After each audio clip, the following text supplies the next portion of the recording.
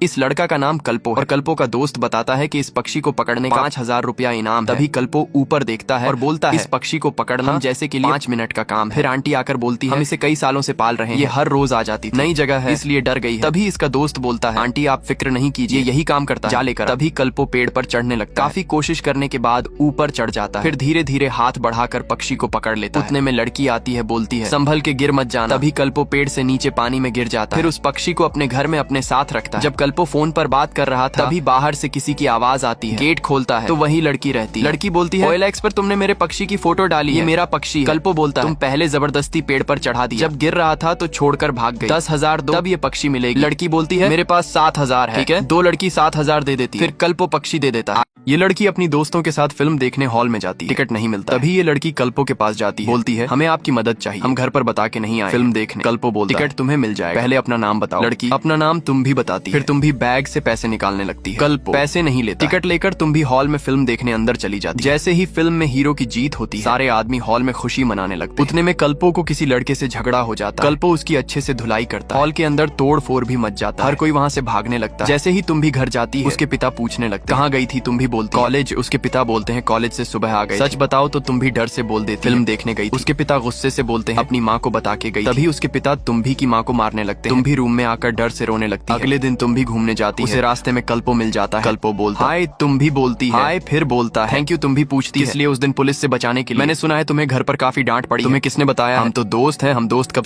अगले दिन तुम्भी की दोस्त रीना कल्पो की बाइक से आती है। तुम भी उसे आते देख खुश हो जाती है। फिर रीना कल्पो को बोलती है रेलवे स्टेशन वाली आंटी तेरी दोस्त। तो कल्पो बोलता है हाँ, उनसे बोलकर मेरी बोकारो की 2 टिकट निकलवा दो। टिकट में नाम गलत हो जाता है। रीना फोन पर कल्पो को बोलती है टिकट में मेरे नाम की जगह तेरा नाम। कल्पो बोलता है मैं चला जाऊंगा। रीना बोलती है उसे बुरा लगेगा। तुम भी ट्रेन में बैठ जाती है। कल्पो ट्रेन में तुम्भी को देख लेता है, उसे मैसेज करता है, तुम भी सीट नंबर बता देती है। कल्पो सामने वाले सीट पर बैठ जाता है, बोलता है तुम्हें लगा होगा मैं नहीं आऊंगा। तुम भी बोलती है ट्रेन में बैठती ही नहीं, नानी के पास पहुंच जाती है। नानी बोलती है ये कौन है? तुम भी बोलती ये मेरा दोस्त। उसके बाद ट्रेन से वापस घर आने लगती है। कल्पो ट्रेन से पानी बोतल और चिप्स खाने के लिए लाता है। तुम भी बोलती है बाद में खाएंगे। फिर कल्पो अपनी बाइक से तुम्भी को घर तक छोड़ता है। जब कल्पो बेड पर सोता है तो बहुत खुश रहता है और दिल ही दिल में सोचने लगता है। तभी उसके पिता पूछते क्या बात है? पहले तो मना कर देता है, फिर सारी बात बता देता। कल्पो तुम्भी से प्यार का इजहार करने के लिए तुम्भी के कॉलेज चला जाता। कल्पो तुम्भी की दोस्त रीना को देख लेता, फिर उसे आवाज लगाता। रीना समझ जाती है, बोलती है जा कॉमर्स डिपार्टमेंट में मिलेगी। अंदर जाता, देखता है तुम्भी तैयार हो रही। तुम्भी भी कल्पो को देख लेती, हाय करती है, बोलो यहाँ कैसे आना हुआ? तो कल्पो बोलता हमें तुमसे एक जरूरी बात करनी। तुम भी बोलती बोलो। फिर कल्पो खामोश हो जाता। तैयार करने वाली लड़की बाहर चली जाती। तुम भी बोलती बोलो। जैसे ही कल्पो बोलना शुरू करता है उतने में रीना तुम्भी को बुलाने आ जाती है। कल्पो पिता को कॉल करता है, बोलता है डैड तुम भी आज परी लग रही थी, परी से भी खूबसूरत, देखना आज प्रपोज करके आऊंगा। उसके पिता बोलते हैं बेटा तुम्हारे बस की बात नहीं। कल्पो बात कर ही रहा था। उतने में तुम भी आ जाती है और बोलती है कल्पो तुम कुछ कहना चाह रहे। कल्पो डर जाता है, बोलता है तुम बहुत खूबसूरत लग रही। तुम भी बोलती बस यही कहना चाह रहे। कल्पो बोलता है ये बात नहीं। डॉल्फिन बीच पर जाने की बात करने लगता है। तुम भी उसकी बात सुनकर इम्प्रेस हो जाती है, पूछती है वहाँ डॉल्फिन भी होते? कल्पो बोलता है हाँ, तुम भी डॉल्फिन देखने जाने के लिए मान जाती। अगले दिन कल्पो डॉल्फिन विच पर जाता है। तुम्भी को आने में देर हो जाती है। कल्पो टाइम देखने लगता है। बोट वाला आदमी कल्पो से पूछता है पक्का आएगी ना? कल्पो बोलता है तू कितना बार पूछेगा, जरूर आएगी। उतने में बोट वाला बोलता है वो देखिए आपकी मैडम आ गई। कल्पो देखता है तो देखते ही रह जाता है। कल्पो बोलता है हाय, तुम भी हाय बोलती है। कल्पो हाथ पकड़कर तुम्भी को बोट पर चढ़ाता है। तुम भी हाथ से दिखाती है ये जैकनस बोर्ड है ना? कल्पो पूछता है कहाँ? फिर बोट वाला बोलता है हम वापस चलते हैं, बस आधा घंटा ही बचा है, उसके बाद ये बोट बंद हो जाएगी। तुम भी बोलती है ठीक बोल रहा है, हम वापस चलते हैं। वापसी होने पर बोट हिल जाता है। तुम भी डर से कल्पो का हाथ पकड़ लेती है। कल्पो उसे देखने लगता है। कल्पो को तुम्भी से प्यार वाली फीलिंग्स आने लगती है। तुम भी बोलती है कल्पो वहाँ देखो बहुत सारी मछली है। जैसे ही बोट से बाहर आता है तो बारिश होने लगती है। कल्पो तुम भी गाड़ी पर बैठ जाते हैं। गाड़ी में बैठकर दोनों ढेर सारी बात करते हैं। तुम भी बोलती है बारिश तो खूबसूरत होती है, बीच की बारिश की तो बात ही कुछ और है। फिर कल्पो बोलता है डॉल्फिन उसी को देखते हैं जो एक दूसरे के लिए बना है। तुम भी हंसने लगती है। तुम भी बोलती है बारिश रुक गई है, हमें चलना चाहिए। कल्पो बोलता है थोड़ी देर और रुक जाओ। तुम भी बोलती है मुझे बारिश में भीगना अच्छा लगता है। फिर कल्पो बोलता है मैं घर तक छोड़ दूं। तुम भी कहती है उसकी जरूरत नहीं। कल्पो पूछता है डर लगता है हमसे? तुम भी बोलती है अगर डर लगता तो तुम्हारे साथ बीच पर आती ही नहीं। आगे देखने के लिए लाइक सब्सक्राइब और कमेंट करें।